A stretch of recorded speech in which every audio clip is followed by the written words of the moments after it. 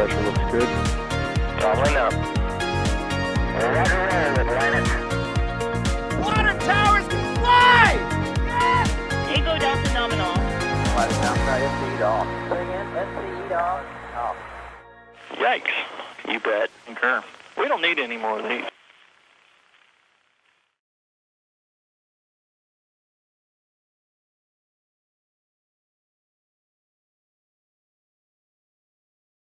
Good morning and welcome everybody to NASA Spaceflight's coverage of the Falcon 9 launch carrying Galaxy-31 and 32 for Intelsat.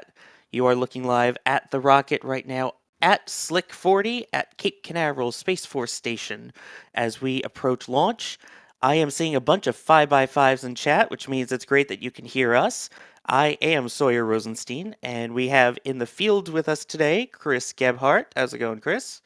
It is going well. Nice to see a rocket launch so quickly after a storm.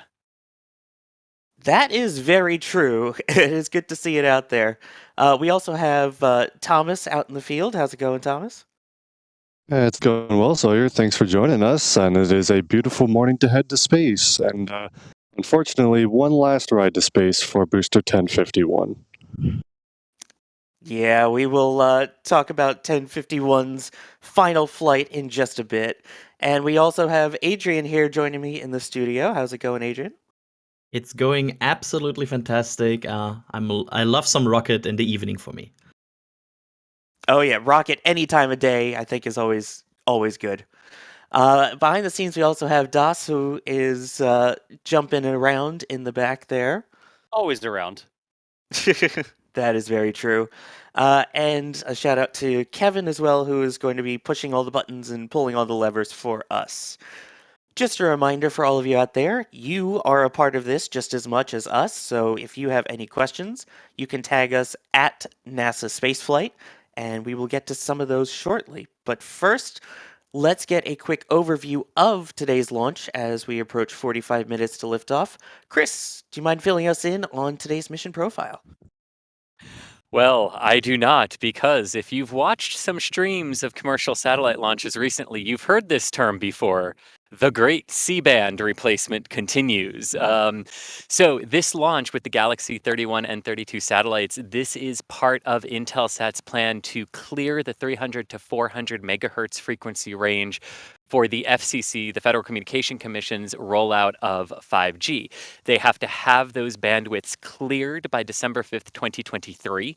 And so we are seeing Intelsat and a lot of other companies to sort of opting to replace the satellites that were sort of near the end of their lives anyway with newer, more advanced telecommunication satellites that would give them the full 15 plus year lifetime that they are being built for. So basically, that is what is going on here. And these two particular satellites on board today were built by Maxar. So the Intelsat satellites that are being built to as part of the C-band replacement, there are 7 of them. 2 of those launch contracts or 2 of those build contracts rather were given to Northrop Grumman. Those were the 33 and 34 Galaxy satellites that launched in October, just last month. On a Falcon 9 on a Falcon 9 as well, and now 31 and 32 are following. So this is all part of that rollout of the 5G and the expansion of the 5G network here in the United States, and satellite operators basically being told, hey, you need to clear this bandwidth. And some of them opted to just change the frequencies that their satellites were operating on if they could do that, and others like Intelsat decided that it's just more efficient to replace as much of the constellation as we can and start fresh with new technology. So that is a basic rundown of the satellites for this mission. But you're probably wondering, well, wait a minute, if you could recover it once, if you could recover some of them, a booster after launching them, why are we expending booster 1051 today? And that is because Intelsat has asked that these satellites be placed into a higher transfer orbit. So this would be what's called a super synchronous transfer orbit, where you actually throw the orbital apogee out beyond the geostationary orbital distance of 35,786 kilometers. And that actually gives the spacecraft a better efficiency in raising their orbital perigees and then lowering their orbital apogees back down to geostationary orbit. But in order to throw these two satellites based on their mass into the supersynchronous transfer orbit, Falcon 9 has to fly in an expendable configuration. And I'm actually going to throw this to Thomas, because Thomas, this booster is actually kind of special to you personally, not just to the SpaceX fleet, is it not? It is. This was the first Falcon 9 booster I ever saw in person. I saw it fly on its first ever mission, SpaceX Demo 1. That was the uncrewed Crew Dragon flight, first ever Dragon 2 spacecraft in March of 2019. It's had a long career, and that was my first launch as media for NSF, so that was super cool, even though it was at 2:30 in the morning.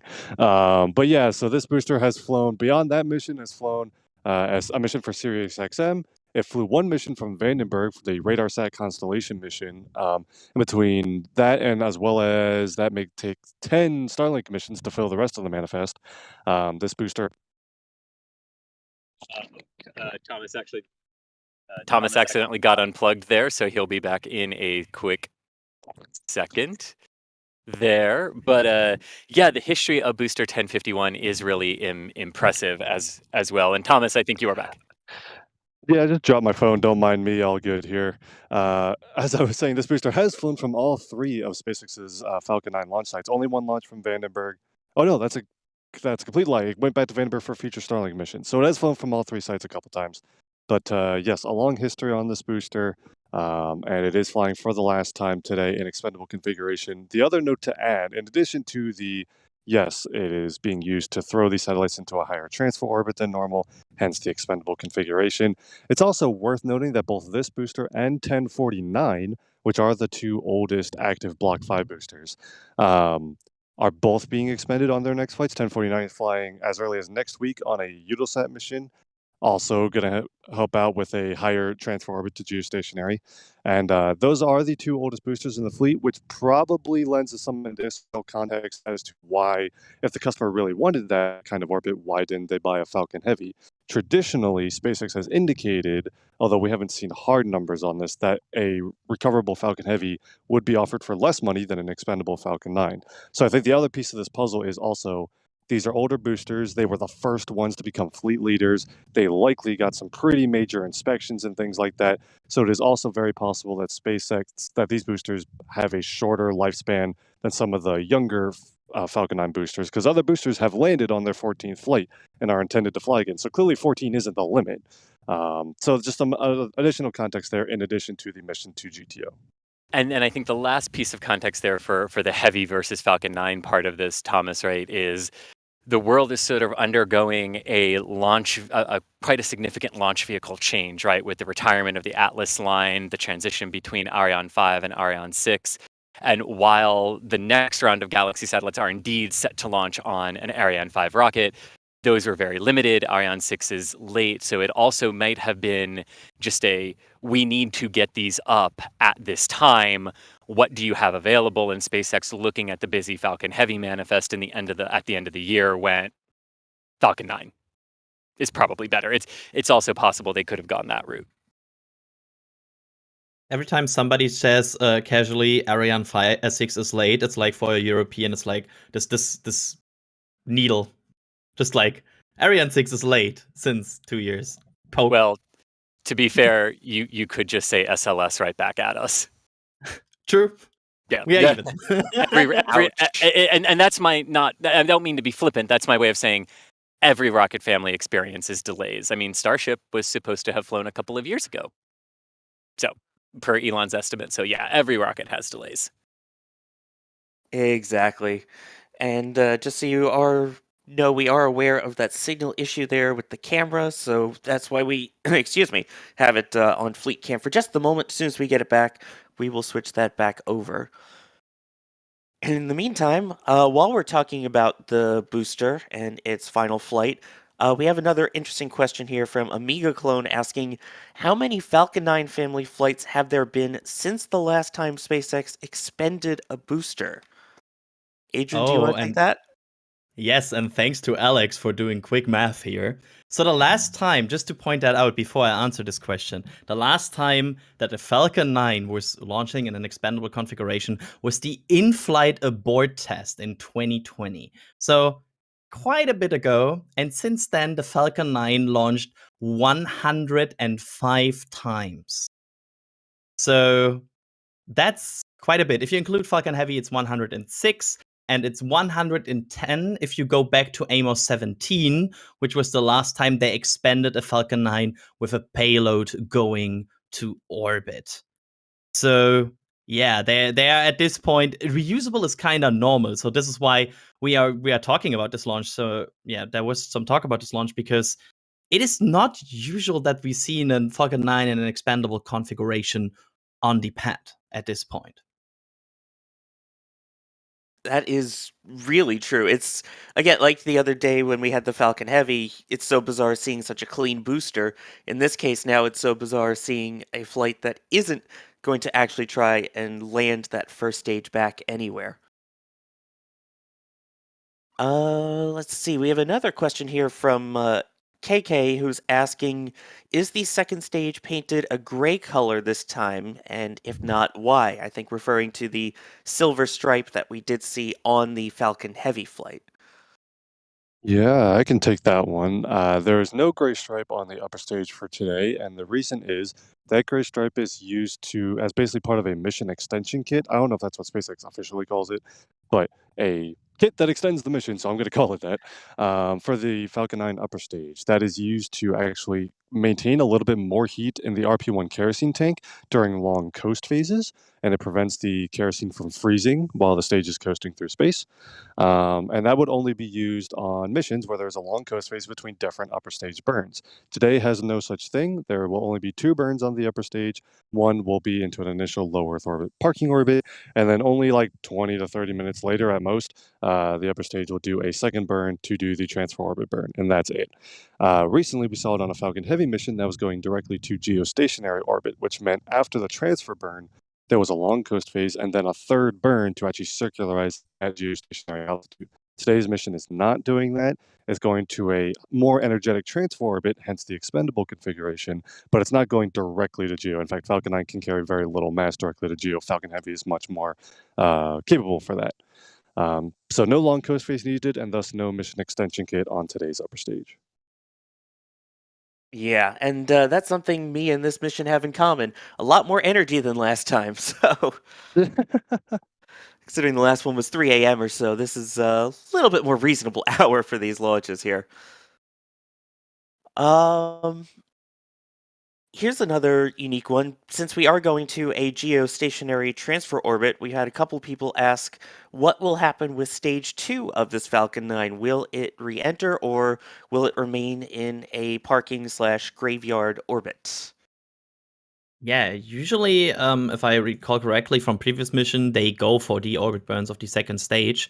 Sometimes they do not succeed. We had that before. But Yeah, usually not on a they. GTO mission. Oh, there we go. Thomas is. Yeah, GTO missions, you're never going to see a deorbit burn. There's too much energy in that upper stage, especially on today. It's going to use all of its propellant to get to basically the most energetic transfer orbit possible. But deorbiting from a GTO requires too much energy, so you won't see that. You see that on LEO missions for sure. Yeah. Yes, in the same way, like if Atlas does a GTO mission, they tend to leave the stage in the GTO orbit. Yeah. Yeah. And this one's actually a relatively quick delivery, too, of the satellite to orbit. We've seen some where, again, Falcon Heavy was 6 hours. We've seen 2 hours. This one's only about 35-ish minutes after liftoff that we will see the 2 satellites deploy. One of them will deploy 33 minutes after, and the other 38 minutes after, if all goes as planned. Indeed, and that is largely because the way you get into a geostationary transfer orbit to be able to do the inclination change down to 0 is you reignite your second stage engine to do the burn to geostationary transfer orbit so that you're doing that over the equator. And what that does is it throws the apoapsis of the orbit over the equator so that when you then coast out to your apogee in your orbit, you can not only more efficiently change the perigee, but you can also very more efficiently change the inclination down to 0 or 0.1, 0.2, which some of them, basically geo at that point. But that's why you do that. That's why it's always 30 some odd minutes after liftoff that the Falcon 9 is doing that second burn, is because that's how long it takes to reach the equator when you launch from Florida. All right. And we are getting update here that we have been given the go for prop load and that the launch auto sequence has started. So that seems like everything right now is proceeding on track for the liftoff, which is scheduled once again for 11:06 a.m. local time here at Cape Canaveral Space Force Station. That's 16:06 UTC, so very shortly. Here's another one from Kristen asking, what is the flight path for today's launch? Will it be seen coming up the East Coast? And I believe this one Negative. is going due east, right? Yes, and that is the trick to get into to get to geostationary orbit. You launch into the lowest possible inclination you can from your launch site first, and you achieve that by going due east from your launch site. You can technically go due west, but that's massively inefficient. But you do it by launching due east, and then you can adjust your inclination once you are in orbit from there. But launching due east from Florida gets you 28.5 as an inclination. Okay, sounds good. Um, Now, here's one I think I'm just going to throw out to everyone. It's sort of an opinion question here. As this is, I believe, the 51st or 52nd launch this year of a Falcon 9, and it's getting close to 100. Elon tweeting, of course, that we may get to 100 launches next year. What do you think? Is that possible? Oh boy, that's an easy question to answer without any potential that somebody can say gotcha in the future. I would say I'm not sure if people will like me for that. I would say no. I think because there is this conflict in launch cadence with Starship and Falcon 9, because as soon as you would transfer Starlink capabilities from Falcon 9 to Starship, that would decrease your launches on Falcon 9. But on the other side, Starship wouldn't need as many launches to get Starlink up. So I would imagine actually, I would be very surprised to see 100 launches of SpaceX next year. That's my opinion. Chris, what do you think? I mean, it's SpaceX, so never say never. But 100 launches in a calendar year would be one every 3.6 days. That seems intense from the workforce that they have right now, is my answer. Yeah, that is very true. And I don't know if, Thomas, you have an opinion to weigh in on it? I'll just say I don't think there's demand for 100 Falcon 9 launches, especially because Starship will exist in the next couple of years and be able to offer rights to orbit starting then, especially with Starlink. I don't think there's any reason to launch Falcon 9 that often, and if they did have a reason, they'd have a lot of work to enable that capability. They could theoretically, but it would be a lot of work, and I don't see them putting that work in when the demand isn't there. Don't think it'll happen. Yeah, and that's my thought on it too, is the fact that could they? Maybe, but right now there is no need to. And yes, as you mentioned, there are all of the Starlink satellites still, but once Starship gets up and running, that is going to make it a heck of a lot easier to get more satellites up quickly there. That is one of those predictions that has the potential to make us all look stupid next year, but we'll see. I mean, I Which would. is honestly why I say never say never. Yeah. Yeah. I'll be honest, I went wouldn't be on. upset if they did. Oh yeah. I mean, I'm famous at this point for making very stupid predictions on air, so I'm fine at this point. Nobody keeps track anymore. And also, I just want to point out that we see venting from the Falcon 9 at the bottom of the rocket. You can see it there, so we can now see visual indications as well that prop load is underway. That is a very good point. And again, that venting is completely normal as the super chilled liquids get fed into the rocket, mixed with the humid, warm Florida air. Good old But Florida with that. But before we move on to the next question, I just want to hit one other thing from that question that we were just talking about in terms of their cadence last year, because I want to actually hit the cadence this year. Because you just talked about 51 for Falcon 9, 52 overall for SpaceX. This is also the 49th launch off the Eastern Range this year, which means the Eastern Range has reached its goal of 48 a year that they had wanted to ramp to several years ago. So they got there, and we're not done yet. So that's impressive too for a cadence out of here. Exactly. I mean, we have at least 3 or 4 more launches scheduled this month alone, and we're already halfway through the month. Well, yeah. So is this where we mentioned what the 58th launch might be, or is that like something we Yeah, don't say out loud? Who's gonna say it? I I'll go know. ahead and say it. Right now, the 50th launch off the Eastern Range is SLS, 50 years after the last human lunar landing. If that coincidence pans out, that would be awesome. But as of right now, today, this is 49, and then SLS is 50, followed mere hours later by a potential Falcon 9 with Starlink. That's from Vandenberg. So it would be followed Monday by the Eutelsat mission, which would then be. So they've got some wiggle room. But yeah, it would be cool. Oh yeah. Followed by Eutelsat, followed by CRS, followed by this. It's good to have so many launches to keep track of now. So while we have a moment here, let's take some of our super chats, which again, we can only do this because of your support, and we appreciate it very much. Keith Carson saying, thanks for the coverage. Can you talk about the changes to the booster to put it in a expendable configuration? Chris?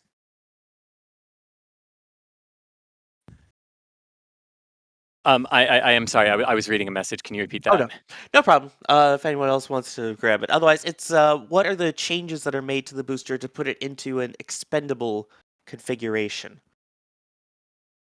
Well, so it's basically to make it into an expendable configuration, you remove the grid fins and you remove the landing legs. There's not really much else that you pull out of a Falcon 9 because you still need to be able to get the engines. I mean, the other thing you wouldn't do is you wouldn't load the onboard TTEB for the engine relights because you're not going to be doing entry burns and landing burns in that regard. But aside from just removing the recovery hardware, there's not really much else that goes into making them either expendable or recoverable. Now I'm curious, and I'm not having the answer about this question, so I'm just throwing it out if we know. Is there already a Falcon 9 that we saw that flew with hardware from a previously expended Falcon 9? Like, do we know what they do with these grid fins and these landing legs? Are they installed again, or that's now what I'm trying to remember if there was like a booster that had like old grid fins from another rocket. I see. So you're not talking about like the booster hit the ocean, they salvaged parts, and they flew No. those again. You're talking about like parts that were taken off a booster because they were expending it, and were they rotated onto a booster that was then flown. That has probably happened. We do. I mean, we actually believe that like each set of boosters doesn't even have its own set of grid fins, or I don't know if this is also true for landing legs. It might be. They kind of rotate those around and just install them on whatever boosters need them. Each booster, I think, roughly has their own set of merchants, but they also do engine swaps occasionally. So we don't really have a really solid track on how many of those engines have flown. But the other recovery hardware has definitely that is not flown on boosters that previously flew them. Definitely gets flown on other boosters for sure. Grid fins and landing legs are probably the obvious examples of that. That's the best thing about being on commentary. I can just ask my questions directly. Thank you.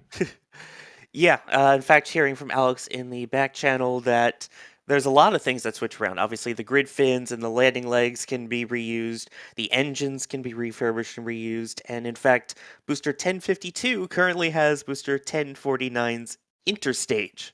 So it's, I guess, a little mix and match here. A little Lego action with your boosters. And here's one from Minnesota Mentat who says, given 2023 projected launch cadence, do they have enough drone ships to recover booster stages? That's a very good question because it is not as easy to answer because the amount of time that a drone ship is bound to a mission is always dependent on how far, for example, it is downrange. But I would say it would be tough because we saw in this year that the drone ships already had some good crunch time with going out to the landing zones and being ready for the missions. I wouldn't say that it was like completely out of the question this year to manage that, but I would see like if they really want to go for 100 launches, that would be, I would say, kind of tough, especially with most of these launches at this point being drone ship launches and RTLS being the rare exception.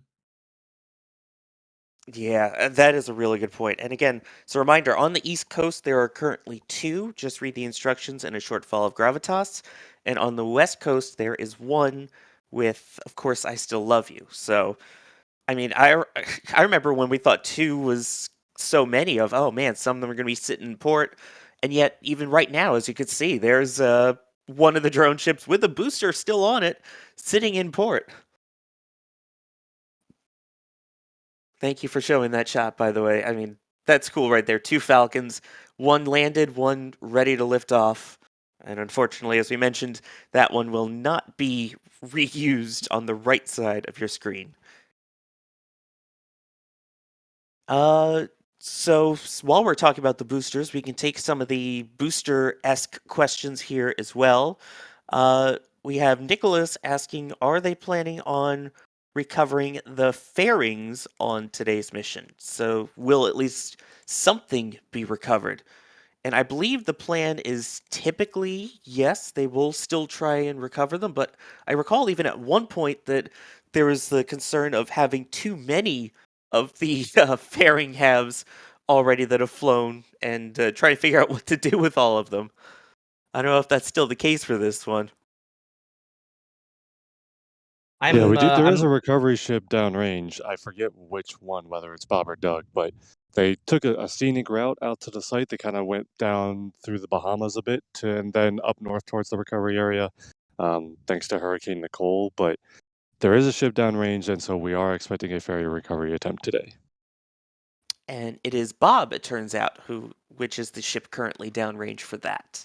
There you go. Thanks.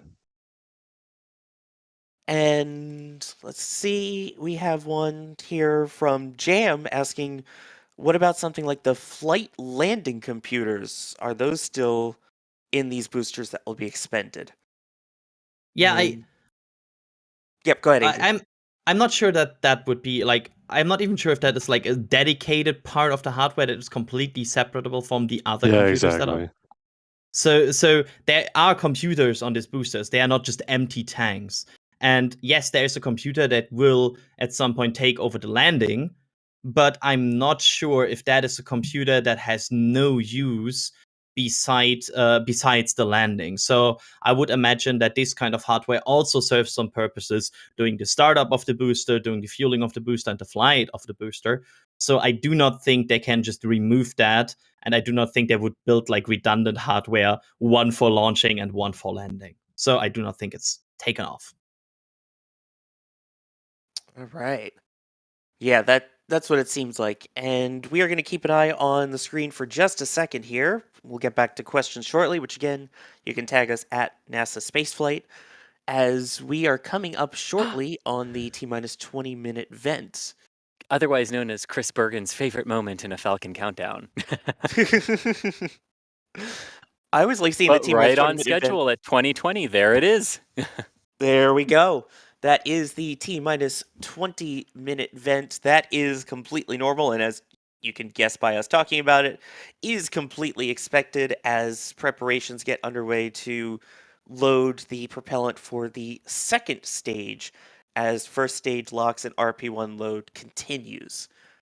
That is clearing out the lines, getting everything purged and ready and pressurized for that second stage fueling. God, I always love seeing that. Sorry, if I stop talking about it and just keep staring, because it doesn't get old for some reason, even though we know it's coming every time. No, and I mean it's one of those nice things like rocket, like there are very few rockets that have those really indicative visual cues of what is going on in their countdown, right? But and Falcon is one of them. So it's always nice to partake in those visuals. It's also I feel like it's part of this ritual to watch this rocket launch, because there's rocket launches that have these moments in the countdown that you look forward to. For example, in ULA launches, my favorite moment always is the polling. So this is maybe like kind of what is happening here. Like you don't have polling in a Falcon 9 launch, but you have these certain vents you're looking for to just see what is going on. See, in shuttle for me, it was when the gaseous oxygen vent arm retracted. That was the moment that I'm like, okay, here we go. Like, Yes. Is that the beanie the beanie cap? Yes, Yeah. the beanie cap. Yeah. Same. Also, the engine gimbal test is always fun to watch too. And I think we just checked off a box on the bingo cards, bringing up shuttle. Oh. Yes, Chris. No. Go ahead. Yeah, just go. Yeah. Otherwise, you and I could go off on shuttle tangents for hours. That's the SLS stream. That's Yeah. Oh, I'm sure we will. You and I are gonna have fun on that, and getting Crispy involved too. Gosh, the three of us in a room would be dangerous with that.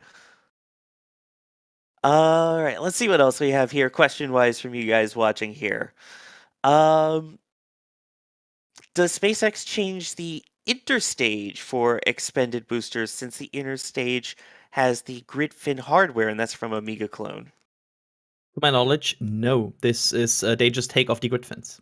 So no grid fins, but should be the same interstage, to my knowledge. Right. From what I've seen on other boosters that have been expended, you can kind of see the markings of where things were attached, but they're typically everything else remains the same. So you might even be able to see a little bit once we get some of those onboard cameras of where the landing legs would be being slightly less toasty than the rest of the booster, but you can definitely see where the attachment points were for that. And that's another question that we keep getting a lot of, which we don't know the answer to, but could be fun speculation of, will we get any cool camera views from the booster today if we're not expecting to see it land? Like David Shepard asking that. They typically, as much as that would be awesome to see, they typically do not show the destructive reentries of the Falcon 9 boosters. No. Never say Yeah. never, but typically they do not. Yeah. Right. The only time I could think of that we've seen a camera view of a booster getting destroyed was the in-flight abort, because that was intentional. Exactly. Yeah. All right. Since all of the second stages and upper stages here are brand new and reused, do we know how quickly SpaceX can manufacture upper stages for Falcon 9? Because it seems like that could almost be a bottleneck with how quickly they're refurbishing these first stages.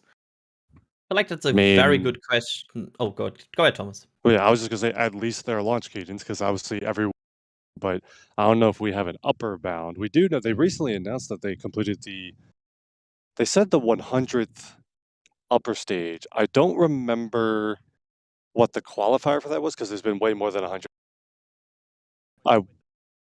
It might have been with the 1B config, like the Block 5 upper stage might have been the milestone. Or maybe it was 200. I completely lied. It was 200. Yeah. That's why. Mhm. That makes way more sense. Now, in my head, I started saying it, and I was like, wait, there's no way that's right. It was 200. Well, in my upper head, as soon as you stages. said 100, I went the same thing you did. I was like, oh, did they only mean Block 5 then? Like, Yeah, no, 200. They just recently announced they finished the 200th Falcon 9 upper stage, or Falcon upper stage, period. So including the couple of Falcon Heavies they've built. But the upper stage is the same there anyway. So yeah, I guess that gives you, if someone wants to do the math, figure out when the first one was built and average out the manufacturing cadence, be my guest. Can't do it off the top of my head. but right now, they're at least one a week based on the cadence. Yeah. Yeah, and SpaceX apparently hitting 200 as their magic number recently. Alex and our back channel pointing out not only the 200th Falcon upper stage, but they've also produced the 200th MVAC engine and the 200th Raptor 2. So if you're playing the lottery, 200 seems to be a good number to go with, but we're not giving any lottery advice here. I just want to point out here because I just Googled this because I was interested. You know that there was already 128 Block 5 flights? Because I was like, yeah, 100, that sounds like right for Block 5. And then I was like, wait, how much did Block 5 already fly? And it feels like yesterday when they debuted this upgrade, but apparently it's not. Yeah. It Keep in moves mind fast. the Block 5 variant or the Block 5 configuration was in large part in order to freeze the design for commercial crew use and basically cut off all of their or most of their learnings about how to make it the most reusable as they could and things like that, so they'd have a stable configuration to start launching humans. And this booster was the first test of that configuration with a crew dragging capsule on it, so kind of ties in there. But there's been minor upgrades here and there, but more or less Block 5 has been around for a minute, and this booster was one of the first Block 5 boosters. Yeah, In fact, it was Thomas, this the fifth, because the first one was 1040, so this was the fifth Block 5 booster. ties into the fact that apparently SpaceX Demo 2 was more than 2 years ago, and I also refuse to acknowledge that fact. So, that's connected.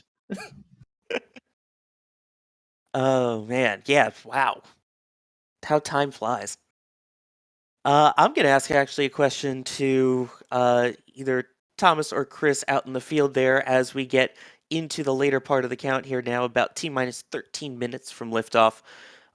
See a little light breeze on the camera here, but how is the weather conditions looking out where you are currently? It's gorgeous. It's a light. There is a light breeze, which makes it nice. The sky near Falcon 9 is about 50 to 60% covered, but no clouds that would be of a concern for a liftoff here today. So all in all, weather equals good.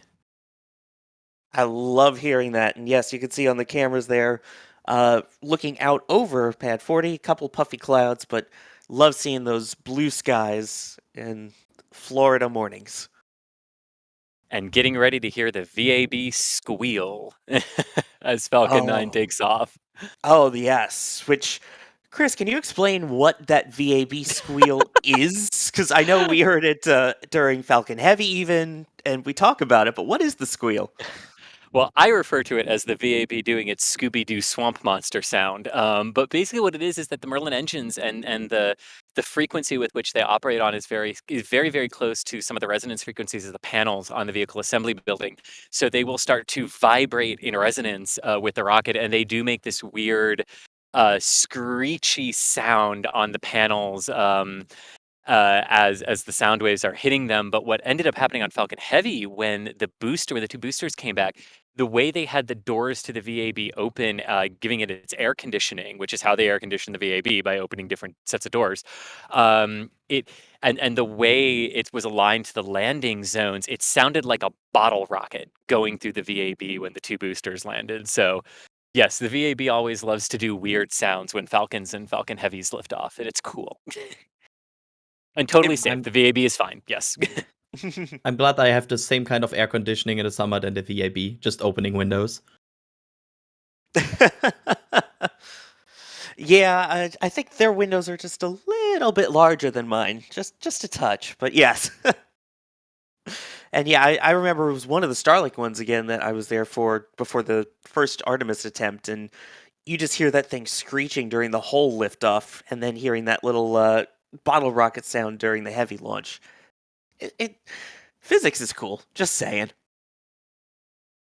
We are now approaching the T-minus 10-minute mark, about 10 minutes until the liftoff of this mission carrying the Galaxy-31 and 32 satellites to geostationary transfer orbit. At this point, second stage LOX load has been underway for about 6 minutes, and the fueling will continue for a little while now before going into a topping off point. We have a super chat here that is not slightly mission related, so I do want to bring this up while we have some time in between here. Commander Lord Fathoms with the super chat asking any word on the rumored X-37B landing at KSC this morning. And I believe that, Yeah. Thomas, you heard it this morning. There were a pair of sonic booms this morning around 5:20 or so a.m.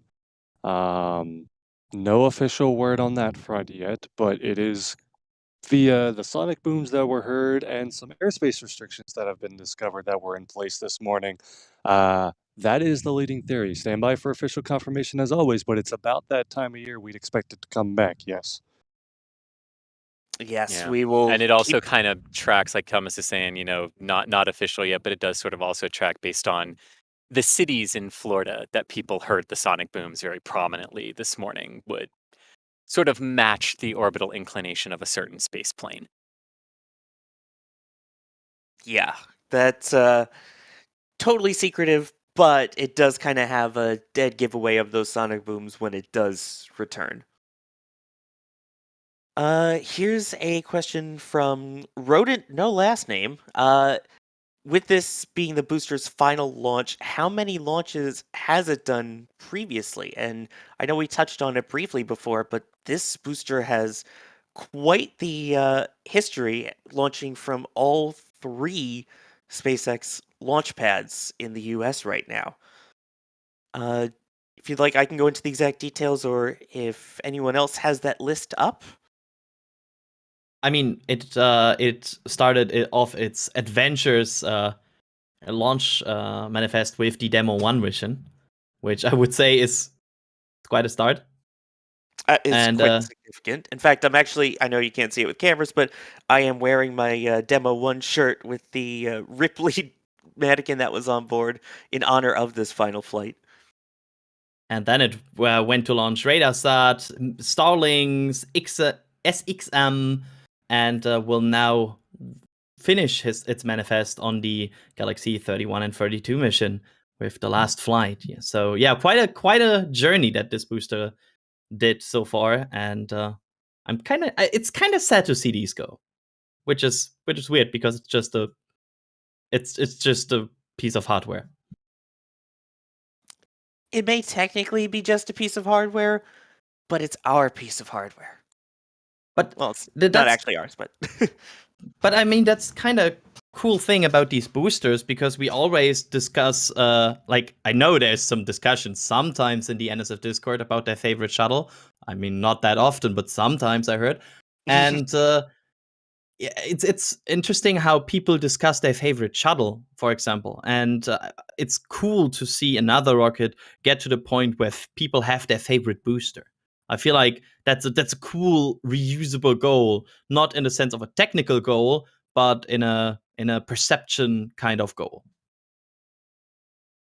yeah, and I mean at one point this booster was the fleet leader in terms of most flights and reflights. So it's making way for some of these newer boosters. Like again, the Crew 5 one seeing a brand new booster entering the fleet, as we expect a couple more of these boosters to say their final farewells in the next few months or so. And speaking of final, booster 1051 is in fact now getting itself ready for that final flight. We are now 6 minutes away from the anticipated liftoff, which means that the 9 Merlin 1D engines on the base of the first stage are now undergoing chill down operations, which is basically where they open up the liquid oxygen valve just a little bit and start allowing liquid oxygen to flow down into the engines to thermally condition their lines so they are not cryo-shocked at T-minus 3 seconds when propellants begin actually flowing for the ignition sequence to begin. Other major things that we will see here is the pullback of the transporter erector to 88.5 degrees. That comes around the 4-minute mark in the count, and then fueling should wrap up about 2.5 minutes prior to liftoff, with one final vent about 1.5 to 2 minutes before liftoff. And then Falcon 9 will enter startup at T-minus 1 minute and go internal and pressurize its tanks for flight. And then the launch director will give their final go, no-go decision at T-minus 45 seconds, which should result in a liftoff at 11:06 a.m. Eastern Time today. Fantastic. Sounds like everything is going well. At this point, stage 1 RP1 load has been completed, and it seems like there was a small water deluge test that was also just completed ahead of liftoff. Now, I know we were talking about just some of the boosters that are going to be saying farewell in the months ahead, and I'm sure there will be some next year too. If only we had a calendar that you could mark it on so you could keep track of these milestones. Well, if you don't have one, we've got you covered. We have the 2023 NASA spaceflight calendars out.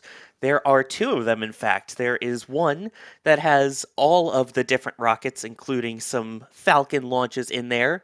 And then we also have our one that is entirely dedicated to Starship and all things going on with those boosters and test flights out there. You can get yours at shop.nasaspaceflight.com.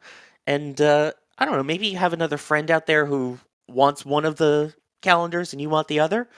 You can always get both and get a slight discount when you buy both at the same time. So just throwing that out there for you guys as we continue to count down as we get about 3.5 minutes now from liftoff. And I believe our team out at the field is going to be offline for a short while. So, Adrian, it's going to be you and I as we prepare for liftoff here in about 3 minutes or so. Yeah, and of course, just before people panic in chat, we will let you enjoy the rumble at liftoff, and we will not interrupt that. But before and after that, we will be, of course, be here for you to talk a bit about the rocket, the payload, and what is happening on your screen. Absolutely. I mean, that sound doesn't ever get old, and I don't want to interrupt that for everyone out there. Plus, allows you Stage to 1 crank up your LOX load. Oh, sorry. Stage 1 LOX load is just completed as well, just to point that out. Appreciate that. Thank you. But yeah, no, we, for those of you that like to crank up your speakers for the sound, I don't blame you. So, while we have a short while here, let's just give a quick recap of what you can expect in the next 2.5 minutes or so. At T-minus 1 minute is when all of the tanks on board will be pressurized for flight as the command flight computer begins its final pre-launch checks. At about 45 seconds to go is when the launch director will verify that the spacecraft and payloads and everything are go for launch. And it's at about T-minus 3 seconds when the engine controller commands the ignition sequence to start. So that's when you get the T-tab, that's when you get the engines firing up and spooling up to their flight speeds, followed about 3 seconds after that, again at T0, with our liftoff of booster 1051 and Galaxy-31 and 32 to geostationary transfer orbit. We should also be seeing one more final vent coming up here in the next 10 or 15 seconds, or I guess right now, as you can start seeing it. That is the... Go ahead, Adrian. Yeah. I just want to, I think you want to say the same, but that's stage 2 LOX load complete, and the rocket is now completely loaded for its flight. It's topped off. Exactly, yes. With all of those fuels finally loaded up there on the second stage, they are now clearing any of that remaining fuel that may be in there from those lines on the TE. So that's the final purge of those, which is why you're seeing that extra vent as we are approaching T-minus 1 minute till liftoff. So with the strong back retracted there at T-minus 1 minute, now the onboard flight computers have full control, beginning their final pre-launch checks, and the tanks are now finishing their way to flight pressure.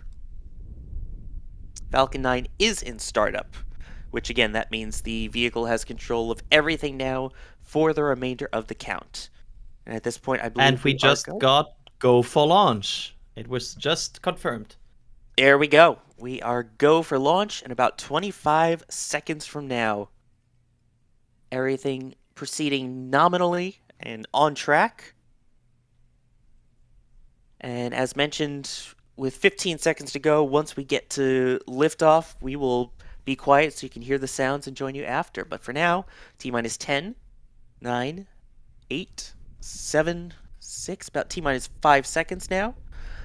We should have engine start at 3, 2, 1, 0, and liftoff of Falcon 9 carrying Intelsat's Galaxy-31 and 32 to continue the C-band expansion, and it has cleared the tower. And we will stand by for those beautiful engine noises.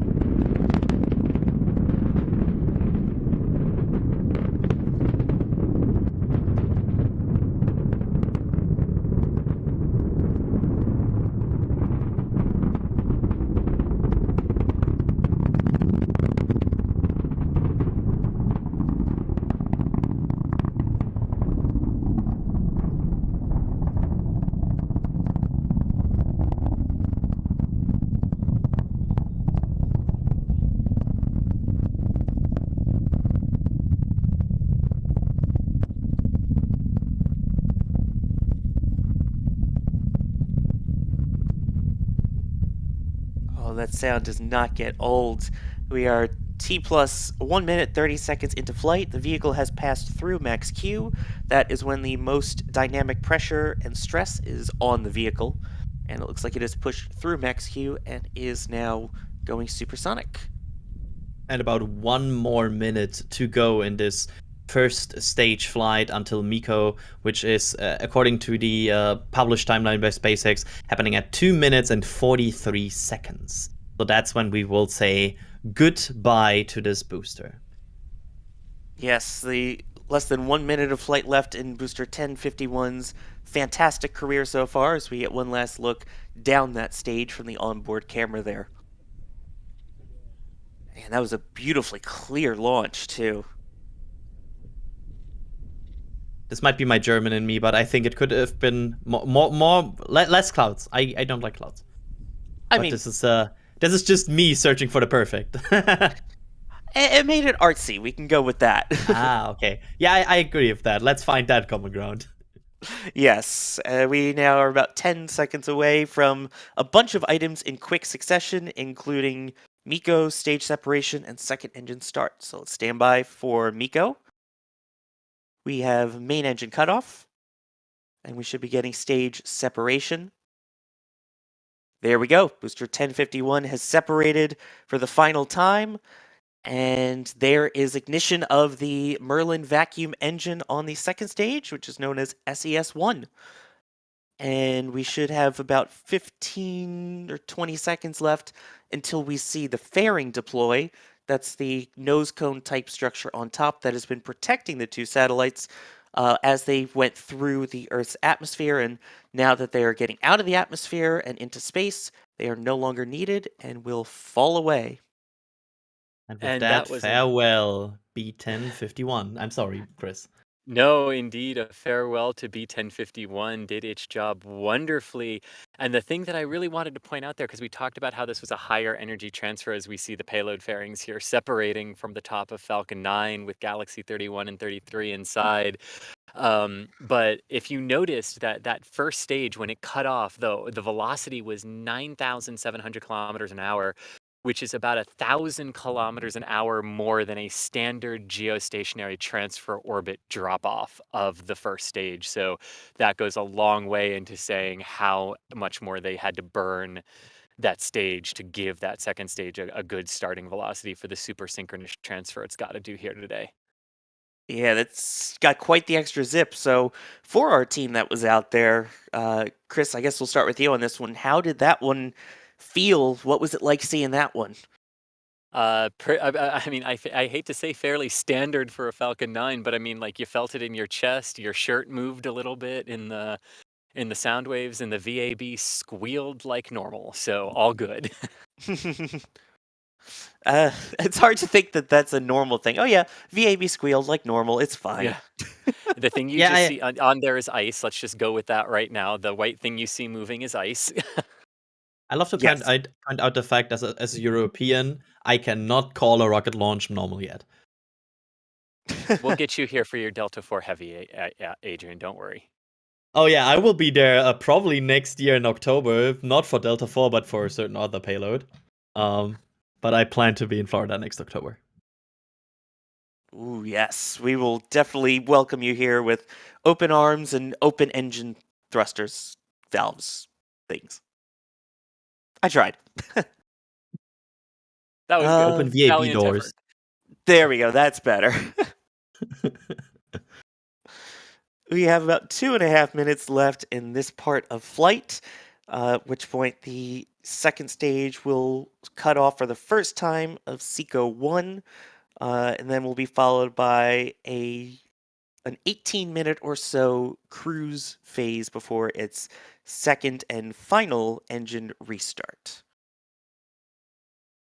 And about 11,500 kilometers per hour left to impart velocity before that initial cutoff at around 27,000. Such a weird situation for us in commentating right now, because usually this is the part where we talk about landing soon and Talking about the pretty views from the booster. Yeah. yeah, it's like normally this is a very action, like full of things happening part of the broadcast. Right now, it's just waiting for Seco 1. This is unusual for Falcon 9 broadcast for us. Yeah, this is very unusual, but I mean, at least we still have the beautiful views of the engine and the Earth, so that's something for now. But yeah, I feel like we should be talking about the first of the entry burns or something here. Yeah, and props to SpaceX here for making expendable rockets weird. They Yes, definitely RP1 are weird. unlocks to you. But I Get mean, it? it's Props. a neat. Yes. Sorry. It elicited a good sigh from Thomas. And then I know it was a good one. Yeah. But it is it's an unusual moment to focus on the second stage and what it is doing, and how much of the work is actually left to the second stage with the Falcon 9 to complete the orbit insertion, compared to some other rockets that are flying where, the stages are more 50-50, or like even the Atlas, the first stage does a little bit more than half of the orbital velocity to get it there. But the second stage is really the star of the show for the Falcon fleet. Yeah, that's the powerhouse, the workhorse. The other one gets it up into space, and this is just getting that final push and basically putting it into its proper orbit now. Yeah. A good way to think of it is the first stage hauls you close to the McDowell line, and then the second stage shoots you over it. Which it should only have about 5 more seconds left of this first burn here. Standing by for Seco 1. I recently learned that there's a Wiktionary article about the McDowell line, which I love. And there we go. We have Seco 1. The Merlin vacuum engine has cut off for the first time of this flight, with one more relight scheduled. About 26 minutes, at T plus 26 minutes. And that is to account for the coast. So now with the Falcon 9 as an orbit, the coast is actually so that its orbital track will bring it over the equator, roughly 26 minutes after liftoff. So you time that burn to geostationary transfer orbit so that the apogee is positioned over the equator, so that you can then change your orbital inclination, that the satellites can. Once they reach the GTO altitude, they can more efficiently change their orbital inclination from the 28.5 that they are being dropped off in, because that is the lowest inclination you can reach from the Cape Canaveral Space Force Station, and they'll change that down to about 0 on their own. Yep. Again, also so bizarre not seeing the 2 track lines of booster, of the first stage booster and then the second. But most importantly there, one of my favorite views during these broadcasts on the right there, empty launch pads. It's always a good day when there was a rocket there once and now it's in space. Hey, Sawyer. Oh. Get your own saying, man. Jeez, that's my saying. That's my thing. Uh-oh, But saying it's true. wars. Saying wars. One of your favorite views on launch day? Seriously, one of your favorite views on launch day? One of, yeah. I'm unmuting. I'm going away again. Yes, it is. It's one of. I now imagine like Das running to his PC just to make the statement. I can imagine it. I'm always listening to you guys. Oh boy, that's scary. So you heard that one thing that I said about you? I didn't mean it. I recorded it too. It is a nice view, though. It is a nice view. Well done. It's a happy view, right? It means the rocket's in orbit, the pad did its job, and Can I be technical here, Chris? Go for it. There is a potential that a rocket is not on a launch pad anymore, but not in orbit. Just in theory. Potentially. Well, for that 8 minutes that it's climbing to orbit. Yeah. Boy, I got to be careful now what I say before Dust starts running back to me again here. I think now might be a good time to go back to some questions and super chats and some of the love that we've been getting. View, Sawyer. I'll allow our favorite view on launch day. How's that? I'm not unreasonable. No one's going to eat your eyes. It's fine. All right. We will quickly hit some super chats here. Paul Bell, thank you so much for becoming a Capcom member. Really appreciate that support. And Capcom and above, we will hopefully get to see you chatting with us in our Discord, getting access for that. Rankly, with no cameras at all on the first stage, or will they cut at separation? Unfortunately, we didn't get to see any, and as pointed out, at least we won't have to deal with the cutting out during re-entry, which is true. If you're not expecting it, it won't cut out. Aaron Jones here. I think I'm getting boosters mixed up. Which booster was it that reached 14 landings first? Trying to remember which one it was that reached 14 first, as this again was the Dash 14 for this flight here.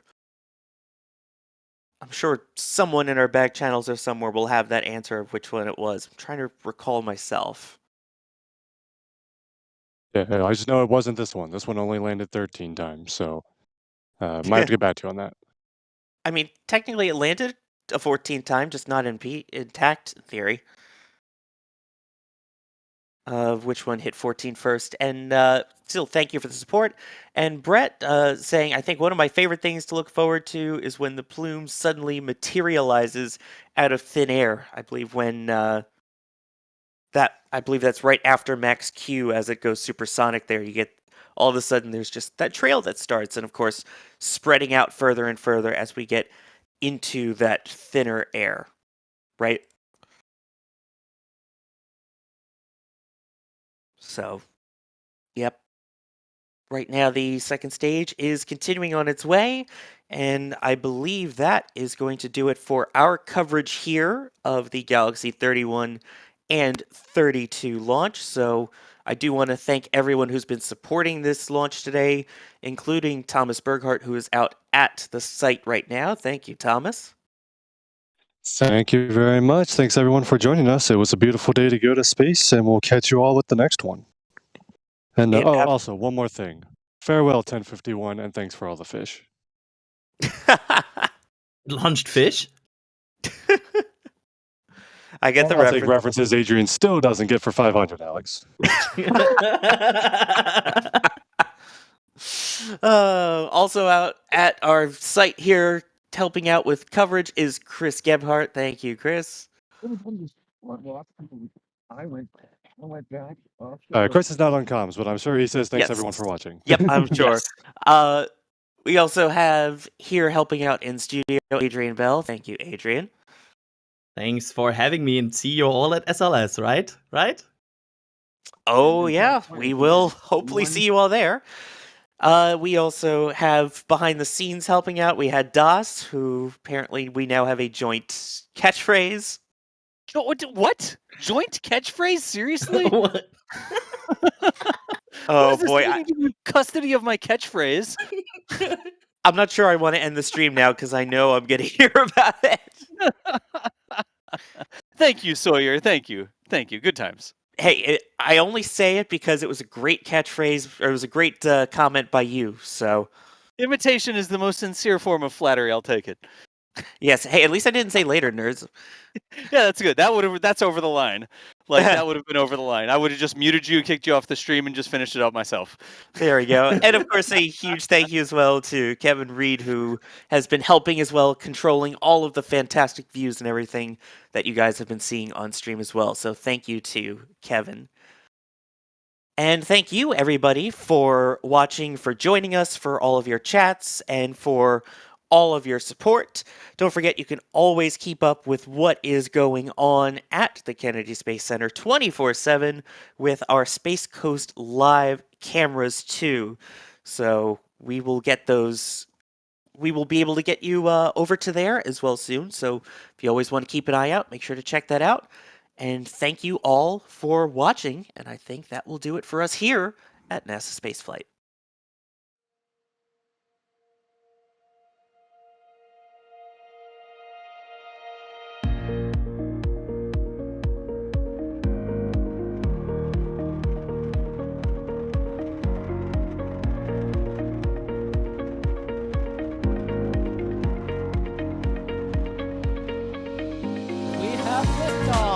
Propulsion continues to be normal.